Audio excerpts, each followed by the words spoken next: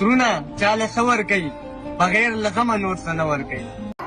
که په نور چا باندې قیامت وي او که نه وي، خو د دې درې رونو په مور باندې به قیامت وي. ځکه چې د دې څو ورځو نه په سوشل میډیا باندې دا خبره ډېره زیاته مشهوره ده چې د تره زامن را لګېدلي او خپل نور د تره زامن چې درې رونه دي هغې ویشتلي دي او هغې قتل کړي دي. نو ډېره زیاته د افسوس خبره ده چې درې رونه هغې ته د یوروپ نشنلیټي میلاو شوې وه.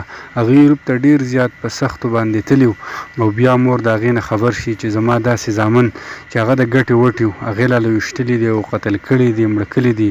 نو ډېره زیاته د درد خبره ده، د غم خبره ده. خامخا د هغې زړه ته به ډېر زیات تکلیف هم میلاو شوی. بیا یو زوی د دې چې هغه پاتې شوی دی هغه په خپله باندې وایي چې زما مور ډېره زیاته بیماره وه، هغې ته مختلف قسمه مسایل دي، هغه غم بیخي نشي برداشت کولی او درې رونه هغې ورته ویشتلي دي. د هغې روپۍ په اینو کې لطفت هغه بار بار په سوشل میډیا باندې ښودلي دي. نو ډېره زیاته د غم نه یو ډک داستان دی او ډېر زیات غټ ظلم شوی دی.